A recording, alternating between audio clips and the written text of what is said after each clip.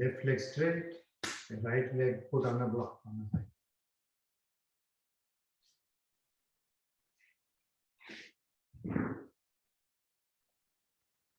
Now, obviously, if somebody without using a block is sitting like this and the knee doesn't drop down at all, then to that person, I would say you need to sit higher up. Sitting higher up, I'm going to still give me that. So, if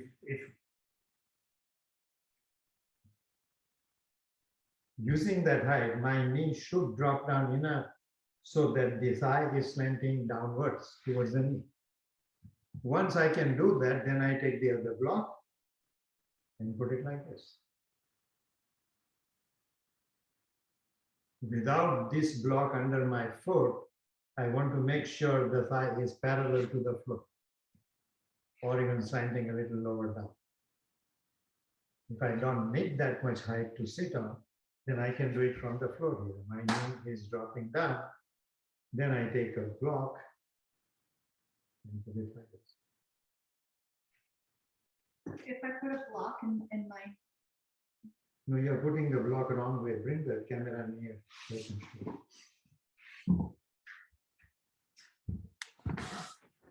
See, I don't want to put whole of my foot on it like this. This doesn't allow my ankle to drop down. So I put the foot, this part of my shin is not on the block. You see that? Right? Not this way. If I put the block very close to me, whole of my ankle is on the block. That's not good for the ankle. Put the block a little further forward so that the block itself does not interfere with the movement of my shin, my ankle. And you can get quite ambitious with it. So, Andrea, would you please give me a second block? Put it on top here. See, once one block becomes easy, then you take two blocks. I'm using my hands to balance. I can sit against the wall. And the idea is not to create any pain or torque in the knee, but open the hip joint up enough so that the thigh can drop there.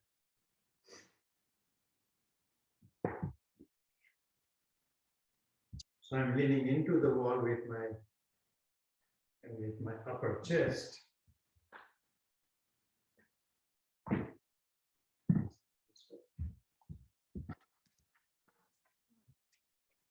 You don't want your lower back in the wall?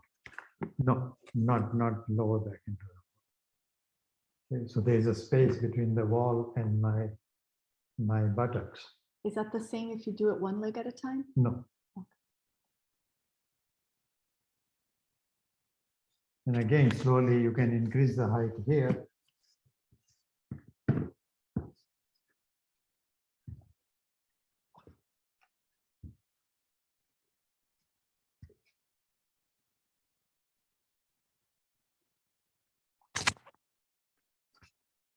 But not on the first day, obviously.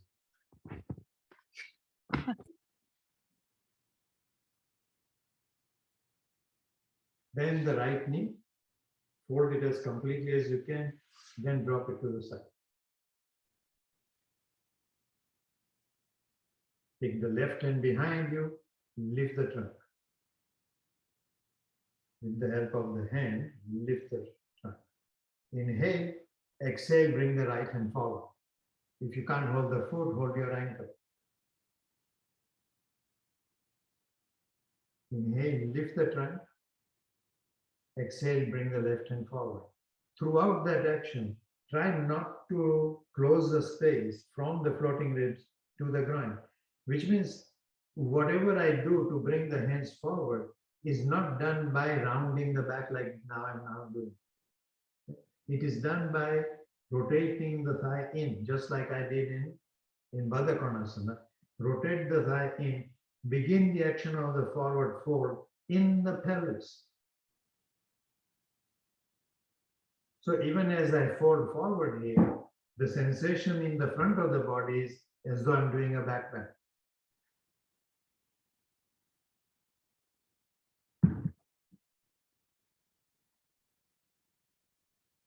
Now, there are situations in which you allow the front to drop down. When you are doing a therapeutic action, which is not strictly a yoga practice, it's a practice done to create some therapy because I have some illness or just fever.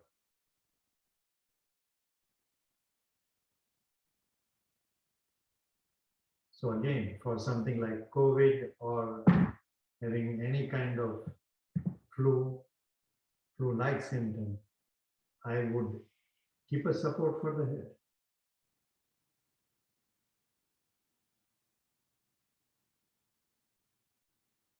Think of releasing into the posture, not exercising. When I don't have a condition like that, then I can work a little further and little by little go further and further down. When I find my hamstring stretching, I want to pull that hamstring up, like I'm trying to make the hamstring meet the bone. Without bending the knee, lift that back part of the thigh up. Still rotating the thigh, both the thighs in. Soft eyes, ears, tongue, throat.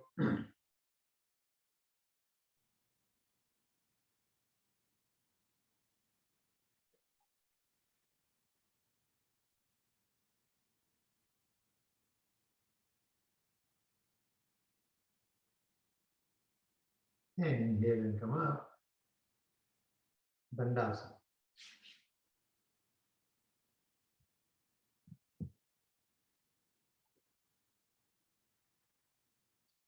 Completely stretching the leg, creating that sense that the bone is stretching much more than what the muscle would permit.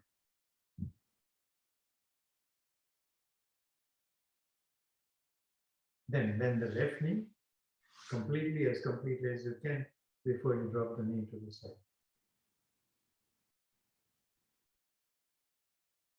Here, learn not to keep the heel away from the pubic area, which means the knee is as completely closed as possible. Right hand behind you, lift the trunk, inhale, exhale, bring the left hand forward. Inhale, lift the trunk, exhale, right hand forward. Each time when you do that, it's a little easier to lift the chest up. It's not enough to lift the chest. Lift the rib cage away from the ground. So as I fold forward, my sense is not that I'm pulling the back of my vertebral area up. I'm releasing the tailbone to the pubis, releasing the sacrum towards the navel, releasing the dorsal spine towards the sternum. So the sensation in the back is not so much stretching the back, but rather releasing the whole vertebral column towards the front of the body. Only people who have scoliosis should be a little careful with the last part, where whatever side has a little hump on the body, that has to release forward more than the side which is more hollow.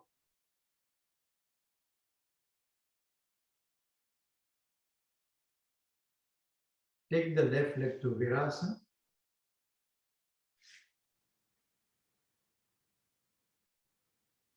Make sure you are seated with your pelvis level. If the body doesn't permit that, under the right sit bone, put a support, like a folded blanket or even a block, keeping the pelvis level. Again, right hand behind you, lift the trunk, inhale, exhale, left and forward. Inhale, lift the trunk, exhale, right and forward.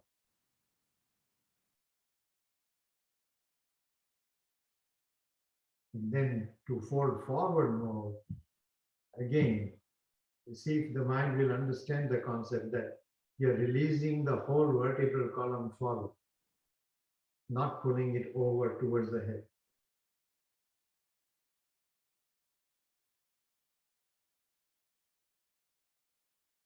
Only if as I do that, slowly my floating ribs come in contact with the thigh, then I let the head come down.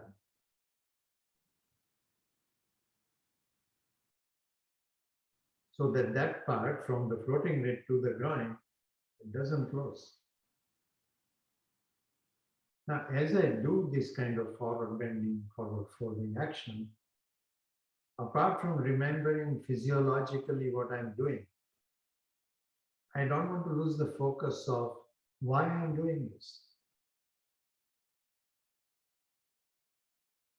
I'm doing all of these movements to make sure that the pranic energy flows more freely through the body, which has then a particular desirable effect on the brain.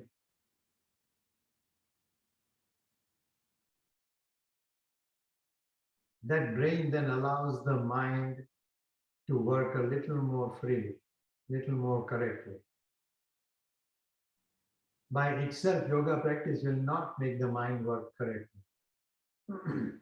It will only help to create health around the mind and the brain. Correct thinking is something I have to teach the mind to do. One thing we have looked at today is not to forget that I am a conscious being, and hence see that there is that innate joy of just being.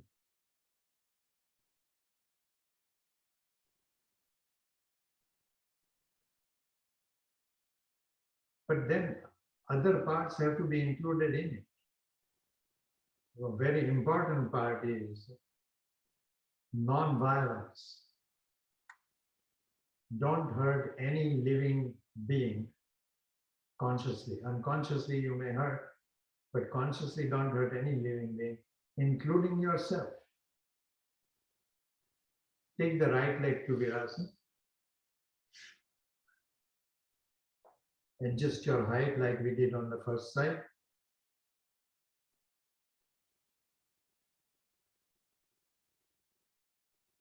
And remind the mind, the idea here is to create some freedom of movement so that the pranic energy can flow more freely.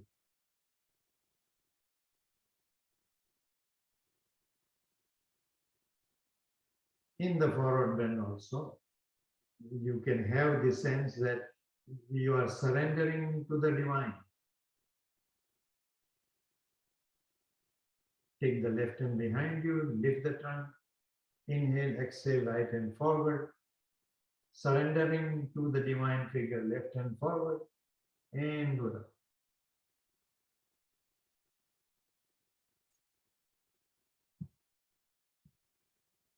So the sense that it's not just a physical exercise, it is something much more than that. And that much more is more important than the physical exercise. Somebody who can physically do the posture very well, but has the wrong attitude in it, is not doing yoga. Somebody who has a much stiffer body, but has the right attitude, is doing much better yoga. Let's try one more forward folding action. Called Ardha Baddha Padma Paschimottanasana. Ardha means half. Padma is Padmasana. Half Padmasana. Paschimottanasana. Baddha part relates to taking the right hand behind and catching the left foot. Don't do that. You can do it if you find it easy, but I want you to focus more on what is happening here in the front. My navel has to go right over the heel.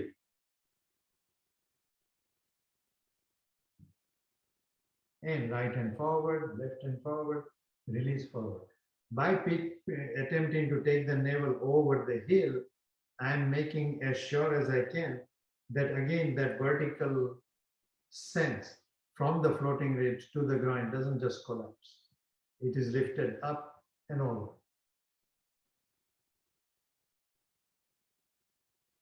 And again, if you can't catch the foot, that's fine. You can catch your ankle or use a belt around it. Generally, what happens because of tightness in the body is that the right foot tends to roll out. Make sure the right thigh rotates in, like in any forward bend. The left knee tends to go away to the left side much more. Try and keep the left knee closer in. So the two thighs are more or less parallel.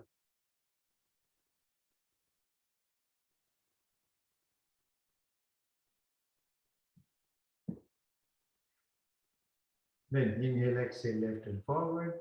Inhale, lift the trunk. Exhale, right hand forward. And go support the head as you go down. Having taken those three variations, see the effect of that in Paschimottanasana. Inhale, exhale, both hands forward, lift the trunk, release the head. If necessary, put the head on a block or a support. But keep that sense of space from the floating ribs to the ground. And if necessary, remind the mind the forward bend begins with internal rotation of the thighs. So the sit bones separate away from each other circularly.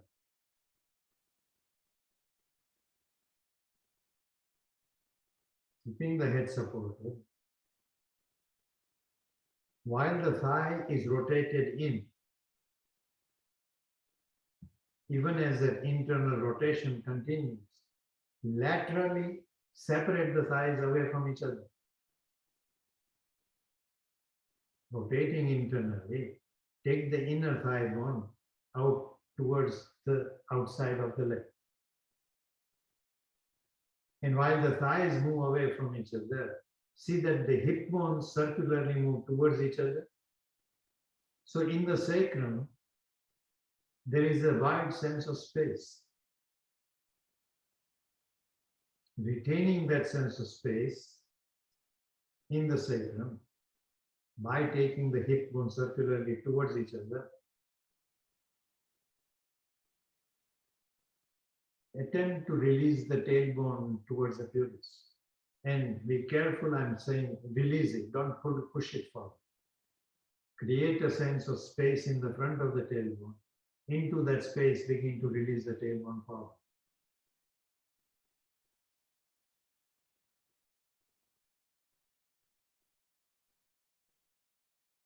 If the tailbone succeeds in that sensation of releasing forward, you feel a sense of height in the pelvis as though the two hip bones are moving vertically away from the two sit bones.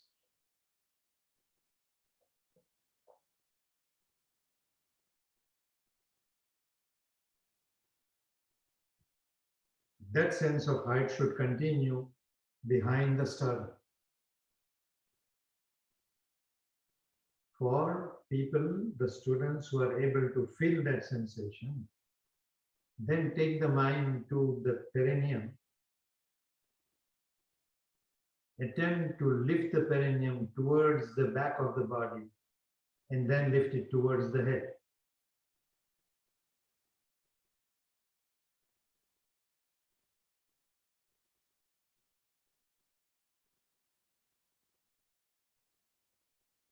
Support that sense of lift of the perineum by engaging the anal sphincter up.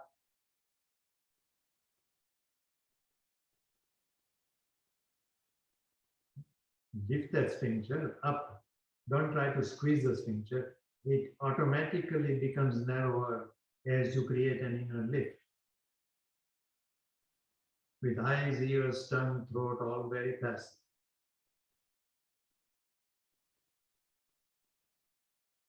Engaging the sphincter that way is Ashwini Mudra. Taking the perineum back much more is Mula Bandha. don't want to do either one of those by gripping the other abdominal organs, so that the movement of the breath is still as free as possible.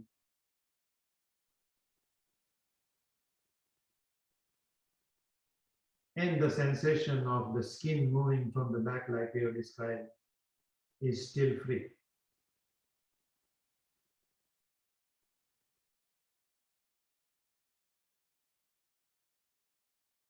There are times I remember from the past when nothing seems to happen. That's when I'm saying that when nothing seems to help, still keep your mood basically good, that so many other things are working. When I have very bad allergy, my legs are still working. My jokes are still working.